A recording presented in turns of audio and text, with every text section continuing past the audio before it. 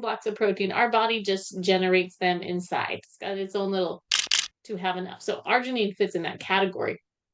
Um, and they're little blocks, these little building blocks.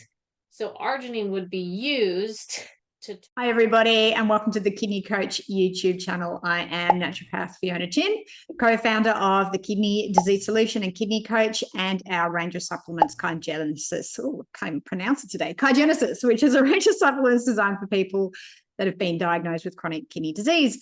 And I'm joined again today by one of my favorite guests, Jessiana Seville. Jessiana is the head renal dietitian at Kidney Nutritional Institute. My words, I need more coffee.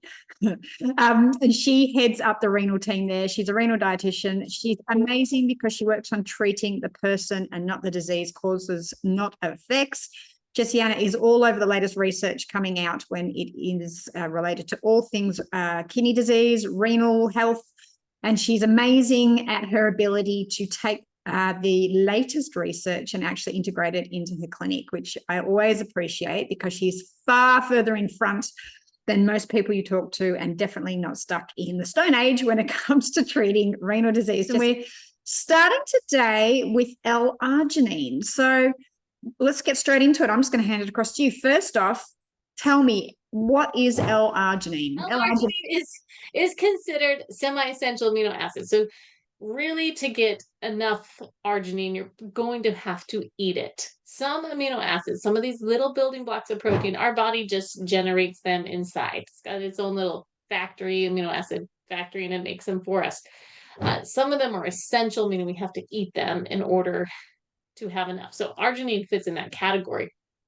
And there actually is quite that there's I want to say there's tons of studies on arginine and kidney disease in humans, but there are lots of studies on arginine in like specific factors that tie back to kidney disease in humans. When it comes to kidney disease, so let's dive straight into it because I'm trying to think of any other things with arginine that we need to cover, but let's get into the nitty-gritty. So first off, what biochemical processes in the body does L-arginine work on? So, you mentioned that. The big one that we'll talk about really two tonight, but the big one that you see in a lot of the studies, even when you look at arginine in other conditions like heart health and erectile dysfunction and like all these other things, it comes down to vascularization, which is in the nitric oxide cycle. So nitric oxide is a vasodilator. So it's what allows your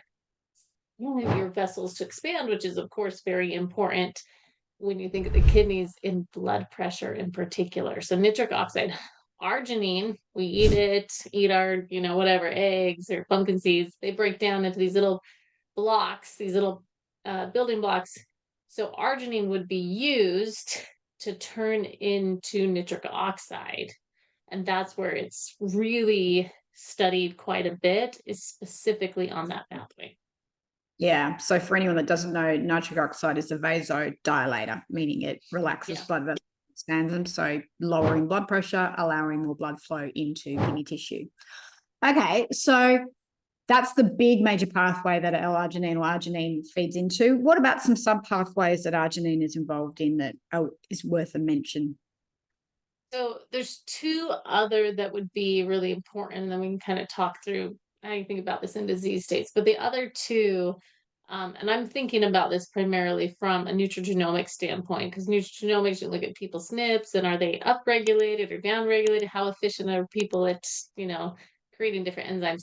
So there's two others that are really interesting when you tie back to L-arginine. One is the BH4, and the other one is the ACE, angiotensin converting enzyme, which everybody with kidney disease generally is familiar with because there's a whole class of medications, ACE inhibitors, that is tied back to this. So you have these other two that L-arginine plays into.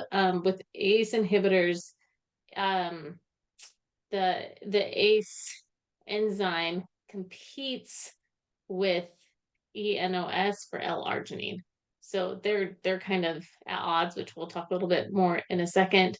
And then BH4 has a lot of other ties back to L-arginine, because if you push too much L-arginine in and your BH4 enzyme is really reduced, you end up actually having some problems because you can't convert that nitric oxide or the arginine effectively into nitric oxide. So then you get all these superoxide inflammatory molecules. And there's interventions you can do to look at that. But these are like really these other three pathways that I think about really tie back to kidney disease. If you want to know more about what Jessiana does, I'll drop in her details below, but she's the kidneynutritionalinstitute.org on the internet there. They work with people all over the world. They can work with your insurance companies and all of that great stuff as well, because they do telehealth and all that sort of thing. She's got a whole team that supports and works with her, because Jessiana gets super busy as well. So if you want to know more about what she does, head to the website and have a look. They've also got a lot of free resources on there, which are great as well. So you can have a look at that. If you want to know more about what we do, head to www.kidneycoach.com. You will find us also on Facebook and Instagram. Jessiana, thanks again for joining me. We will be doing a new amino acid every time Jessiana and I catch up. So make sure you hit subscribe and like. That way you'll get notified every time we pop up a new video. Thank you for being part of our community. And if you have any specific questions, drop them below and I'll make sure I get back to you. Thanks again. Thanks, Jess. Thanks.